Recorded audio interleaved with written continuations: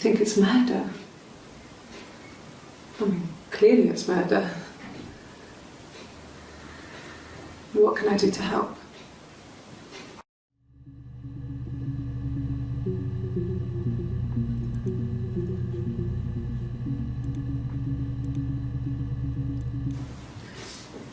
Yeah, that's me. But February, I mean, that was months ago. What's that got to do with Simon's murder?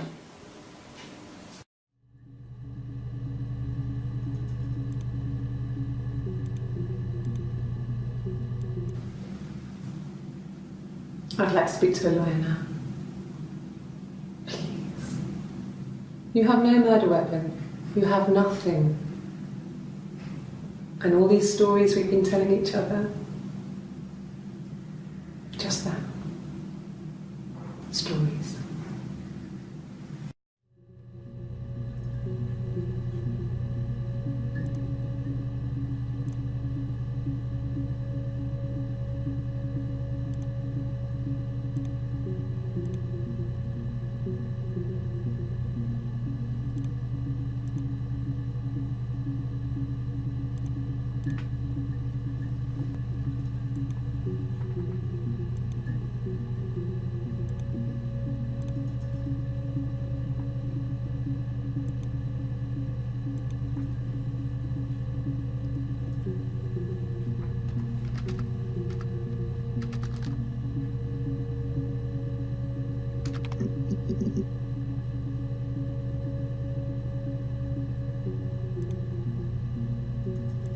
Really? Okay. Here's the rest. Oh, they laid a body on the dock tonight. Oh, the wind and the rain, till a fiddler with a fiddle came walking by. Oh, the dreadful wind and rain. And he made a fiddle bow of her long hair. Oh, the wind and the rain. Yes, he made a fiddle bow of her long blonde hair. Oh, the dreadful wind and rain. And he made fiddle pegs of her finger bows. Oh, the wind and the rain. Yes, he made fiddle pegs from her finger bows. Oh, the dreadful wind and rain. And he made a fiddle out of her breastbone. Oh, the wind and rain. The sound could pierce a heart of stone. Oh, the dreadful wind and rain. But the only tune that the fiddle could play was, oh, the wind and the rain. Yes, the only tune that the fiddle could play was, oh, the dreadful wind and rain.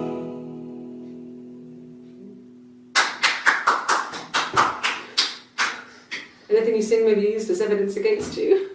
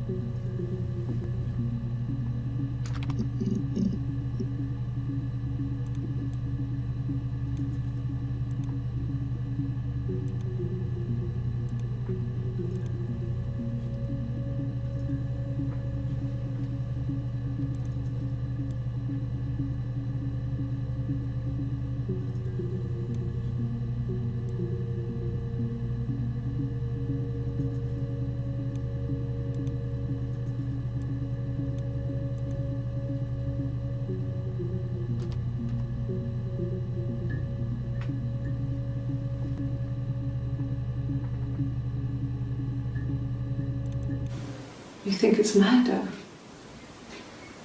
I mean, clearly it's murder.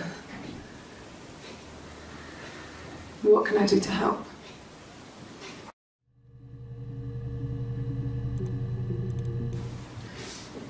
Yeah, that's me. But February, I mean, that was months ago. What's that got to do with Simon's murder?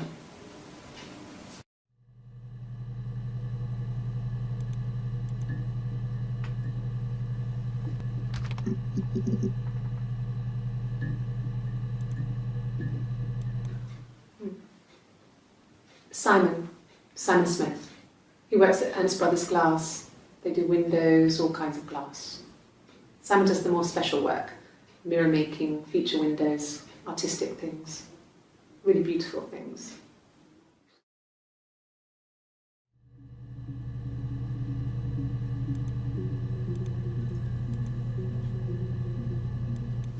It's the Rockington Arms, the Rock.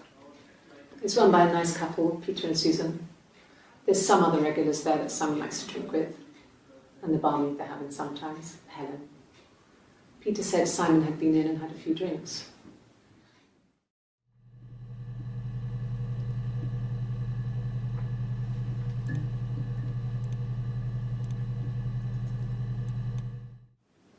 Yes, there's an Amstrad one. No one uses it for very much. There's a printer so you can write letters on it. Simon sometimes plays games, you know, climb the tower, save the princess, that kind of thing.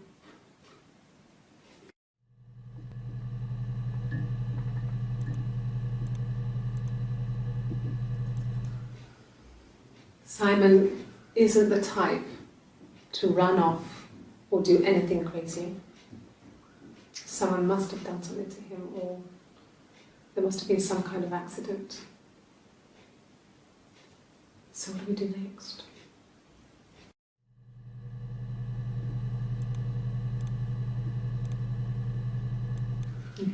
Thanks. Please find Simon. I love him so much.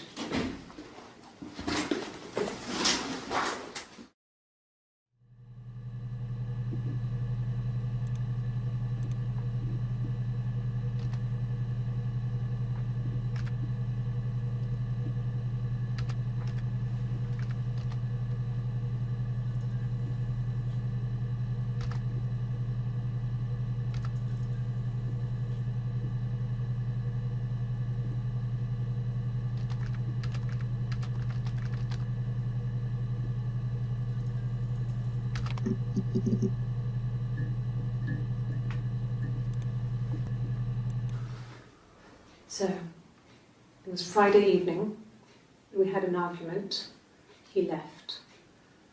On Saturday he didn't come back, I waited all day. He was supposed to go help Eric out with something on the Saturday afternoon, they had a job, he didn't show. So Eric was ringing on the phone. I checked at the Rock, that's our local, They said they'd seen him on the Friday night, but not since. He still wasn't back this morning. It just isn't like him at all. Still not back by dinner time. It's getting dark again.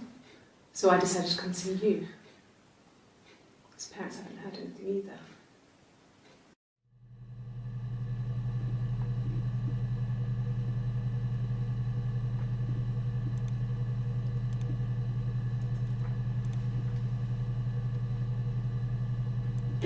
Oh God, I don't know. I mean, I guess the Rock. You've spoken to everyone there. Someone must have seen where he went. I don't know. So many things could have gone wrong.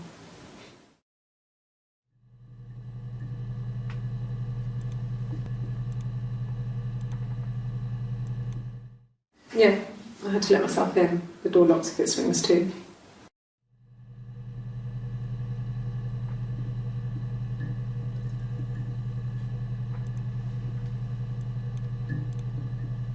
Yes, I always pull it shut and then lock the bigger lock with the key.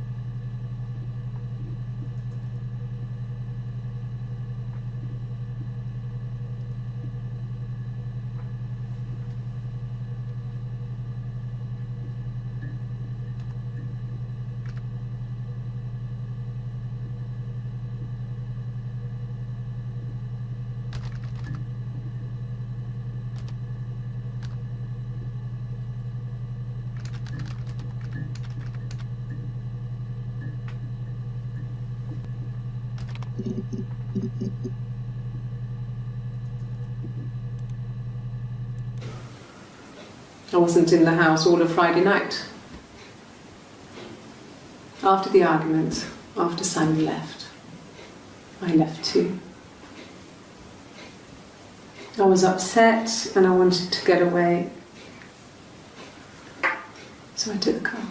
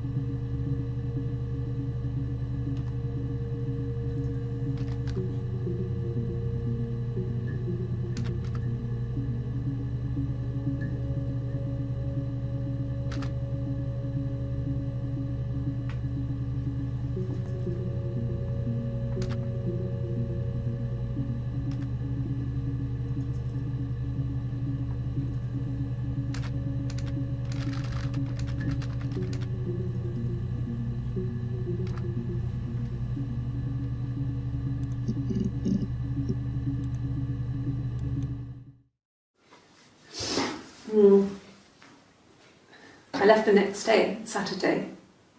I slept for a few hours in the car. When I woke up, I came straight back. Simon wasn't returning my calls and I wanted to try and make up.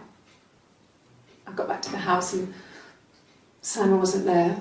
And I... Excuse me. Is there a bin?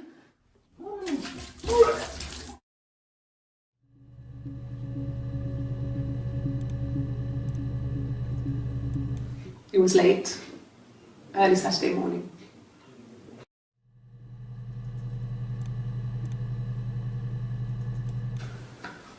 Well, a week or so ago. It would have been the Saturday before my birthday. You know, I get like that on the weekends, have a lie-in, then want to get up and blitz the house.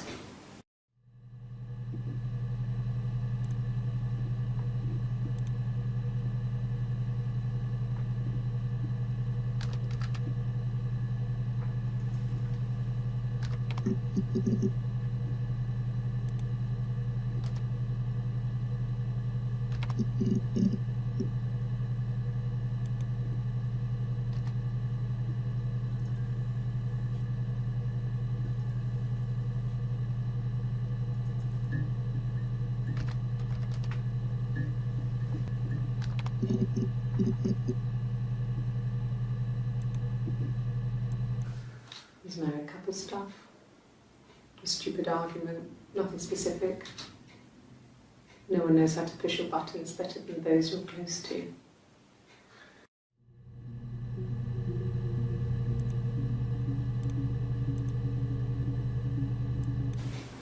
I haven't been into work. I guess I've just been waiting to hear from you, hear from my husband.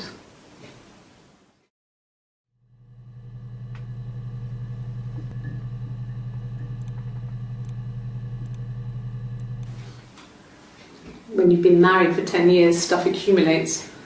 We could argue about anything. And he's so nice. That doesn't help. He tries to smooth things over, and that just makes it worse. We're both passive aggressive, so we never normally argue directly about anything.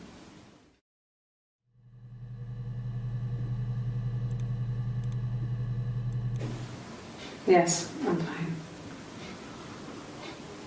I won't be sick again. This happens some days. I'm pregnant. It's morning sickness.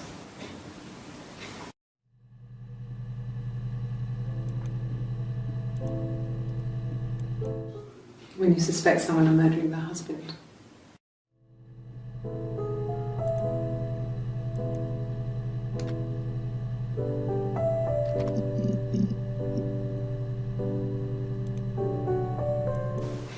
The bruise. I have a really fast metabolism, so stuff like that just comes and goes. I don't know if there's much more that I can tell you that I haven't already told the other policemen. I found the body.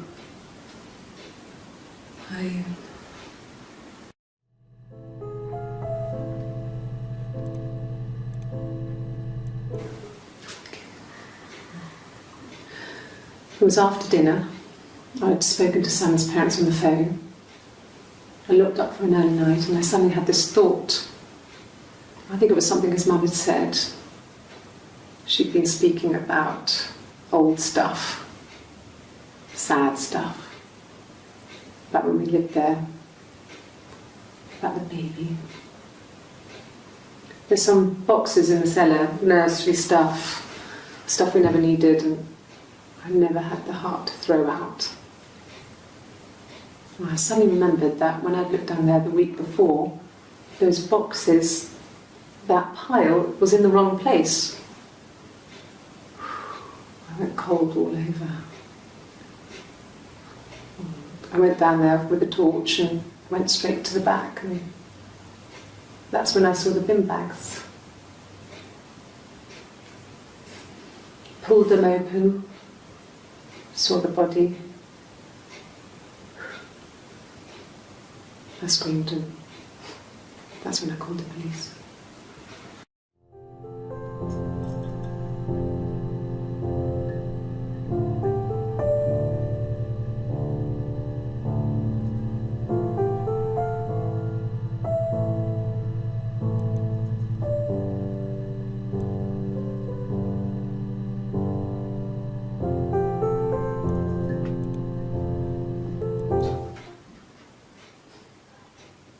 His body, it didn't look real. And his throat, it looked like his throat had been cut.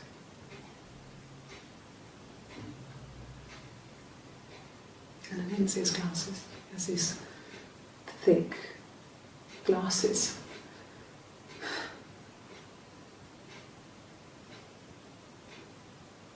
Doesn't always wear.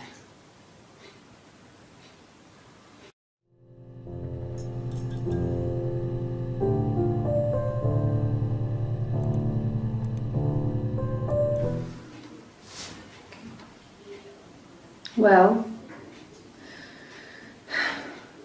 She has a knife. She's been cooking, I guess. She's been cooking him his favourite meal. She's his wife. And he's asleep and she doesn't want to wake him because he's ill. That's why she's sad. Because he's ill and he might die. It's kind of a sad story, so I'm not sure how it ends.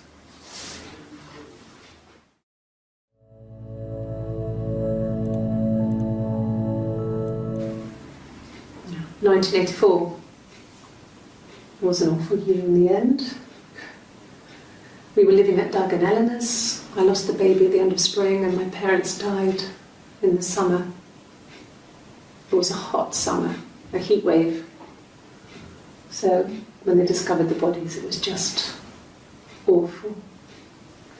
Because of the circumstances, them dying together like that, they brought in a lot of police. A forensic entomologist. I had to look that up. It was because of the heat. It's just awful.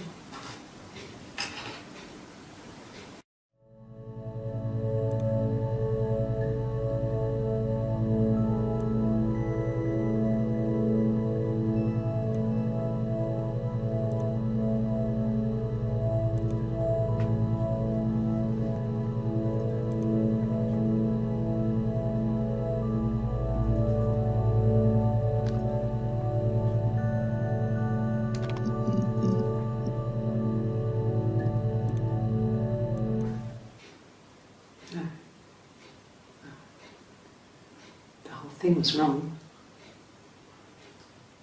The bags, I think they were from our kitchen, you can probably check that.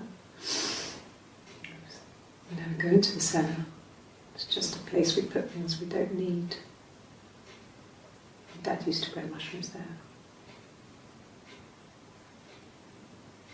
The bags were taped up.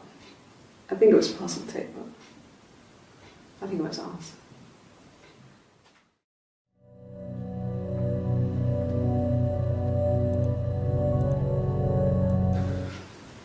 Well, fine, considering. I got back into the house today, and that was weird, knowing your people have been there through my things. It's like I've been burgled. I mean, worse, obviously. I don't know. I haven't looked in the cellar yet. They sent a cleaner in, as good as new, he said. But they had to throw some stuff out.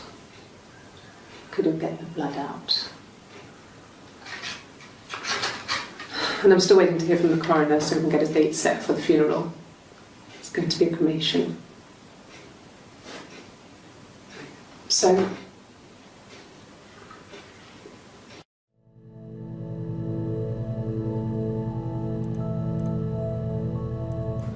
it happened very quickly.